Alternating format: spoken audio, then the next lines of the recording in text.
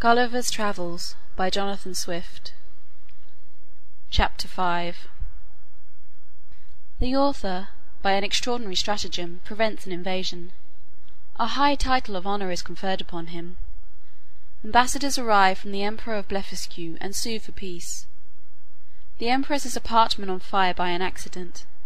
The author instrumental in saving the rest of the palace. The Empire of Blefuscu is an island situated to the north-east of Lilliput, from which it is parted only by a channel of 800 yards wide.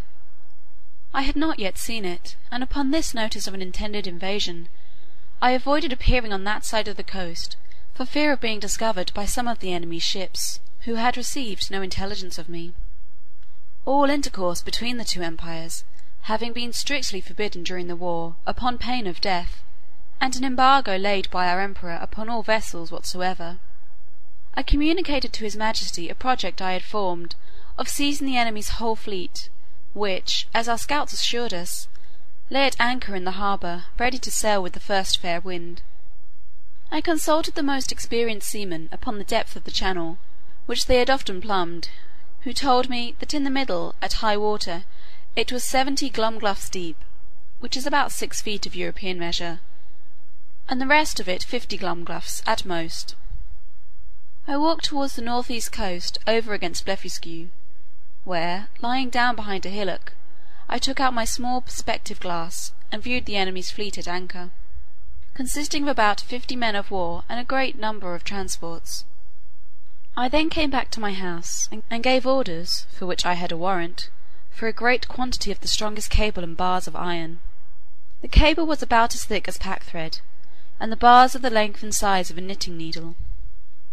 I trebled the cable to make it stronger, and for the same reason I twisted 3 of the iron bars together, bending the extremities into a hook. Having thus fixed 50 hooks to as many cables, I went back to the north-east coast, and putting off my coat, shoes, and stockings, walked into the sea in my leather jerkin, about half an hour before high water. I waded with what haste I could, and swam in the middle about 30 yards, till I felt ground. I arrived at the fleet in less than half an hour.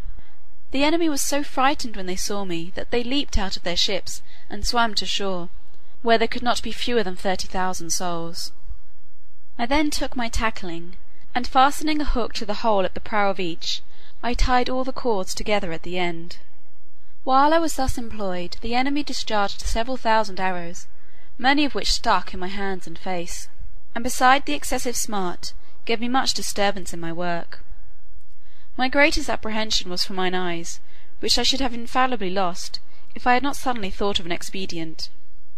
I kept, among my other little necessities, a pair of spectacles in a private pocket, which, as I observed before, had escaped the emperor's searchers. These I took out, and fastened as strongly as I could upon my nose, and thus armed went on boldly with my work, in spite of the enemy's arrows, many of which struck against the glasses of my spectacles, but without any other effect, further than a little to decompose them. I had now fastened all the hooks, and taking the knot in my hand began to pull, but not a ship would stir, for they were all too fast held by their anchors, so that the boldest part of my enterprise remained. I therefore let go of the cord, and leaving the hooks fixed to the ships, I resolutely cut with my knife the cables that fastened the anchors, receiving about 200 shots in my face and hands. Then I took up the knotted end of the cables, to which my hooks were tied, and with great ease drew 50 of the enemy's largest men of war after me. The Blefuscudians, who had not the least imagination of what I intended, were at first confounded with astonishment.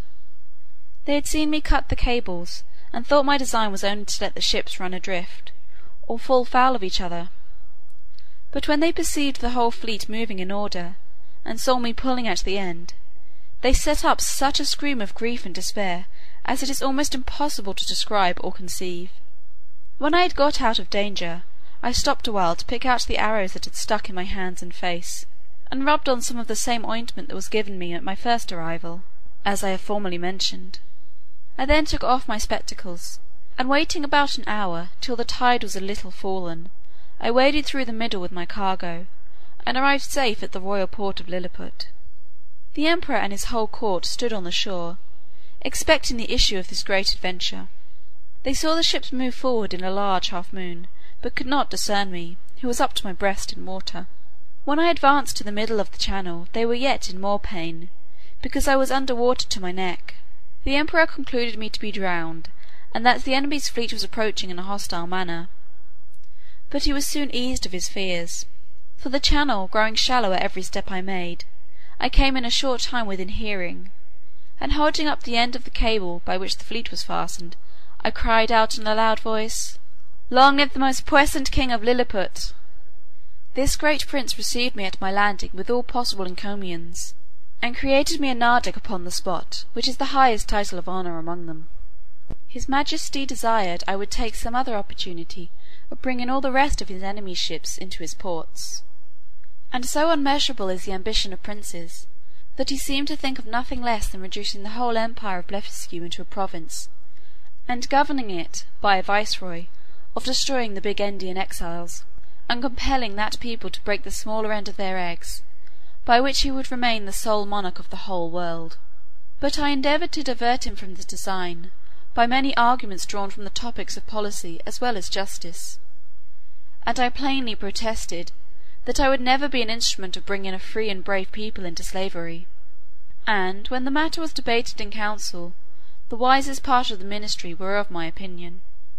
This open, bold declaration of mine was so opposite to the schemes and politics of his imperial majesty that he could never forgive me. He mentioned it in a very artful manner at council, where I was told that some of the wisest appeared, at least by their silence, to be of my opinion, but others, who were my secret enemies, could not forbear some expressions, which, by a side wind, reflected on me. And from this time began an intrigue between his majesty and a junto of ministers maliciously bent against me, which broke out in less than 2 months, and had like to have ended in my utter destruction. Of so little weight are the greatest services to princes, when put into the balance with a refusal to gratify their passions.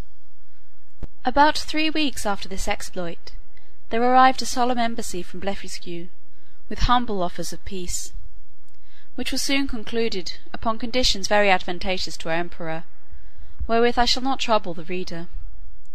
There were 6 ambassadors, with a train of about 500 persons, and their entry was very magnificent, suitable to the grandeur of their master, and the importance of their business.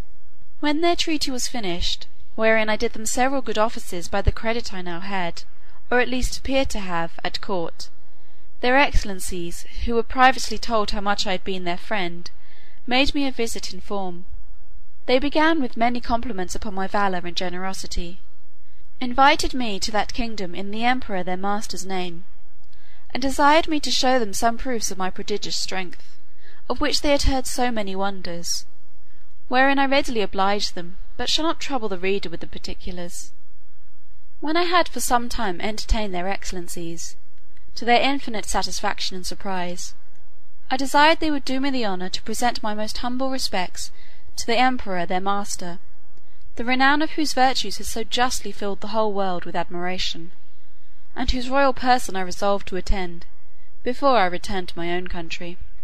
Accordingly, the next time I had the honour to see our emperor, I desired his general license to wait on the Blefuscudian monarch, which he was pleased to grant me, as I could perceive, in a very cold manner, but could not guess the reason, till I had a whisper from a certain person, that Flimnap and Bolgolam had represented my intercourse with those ambassadors as a mark of disaffection, from which I am sure my heart was wholly free, and this was the first time I began to conceive some imperfect idea of courts and ministers.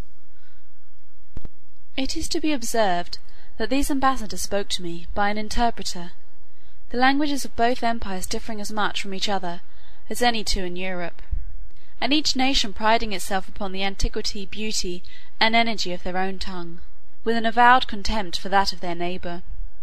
Yet our emperor, standing upon the advantage he had gotten by the seizure of their fleet, obliged them to deliver their credentials and make their speech in the Lilliputian tongue. And it must be confessed that from the great intercourse of trade and commerce between both realms, from the continual reception of exiles which is mutual among them, and from the custom in each empire to send their young nobility and richer gentry to the other, in order to polish themselves by seeing the world and understanding men and manners. There are few persons of distinction, or merchants, or seamen who dwell in the maritime parts, but what can hold conversation in both tongues, as I found some weeks after, when I went to pay my respects to the Emperor of Blefuscu, which, in the midst of great misfortunes, through the malice of my enemies, proved a very happy adventure to me, as I shall relate in its proper place. The reader may remember that when I signed these articles upon which I recovered my liberty, there was some which I had disliked, upon account of their being too servile. Neither could anything but an extreme necessity have forced me to submit. But being now a nardac of the highest rank in that empire, such offices were looked upon as below my dignity, and the emperor, to do him justice, never once mentioned them to me. However, it was not long before I had opportunity of doing his majesty, at least as I then thought, a most signal service. I was alarmed at midnight with the cries of many hundred people at my door, by which, being suddenly awaked, I was in some kind of terror. I heard the word burglum repeated incessantly. Several of the emperor's court, making their way through the crowd, entreated me to come immediately to the palace, where her imperial majesty's apartment was on fire, by the carelessness of a maid of honour, who fell asleep while she was reading a romance. I got up in an instant, and orders being given to clear the way before me, and it being likewise a moonshine night, I made a shift to get to the palace without trampling on any of the people. I found they had already applied ladders to the walls of the apartment, and were well provided with buckets, but the water was at some distance. These buckets were about the size of large thimbles, and the poor people supplied me with them as fast as they could, but the flames were so violent that they did little good. I might easily have stifled it with my coat, which I had unfortunately left behind me for haste, and came away only in my leather jerkin. The case seemed wholly desperate and deplorable, and this magnificent palace would have been infallibly burnt down to the ground, if, by a presence of mind unusual to me, I had not suddenly thought of an expedient. I had, the evening before, drunk plentifully of a most delicious wine, called Glimigrim. The Blefuscudians call it Flunec, but ours is esteemed the better sort, which is very diuretic.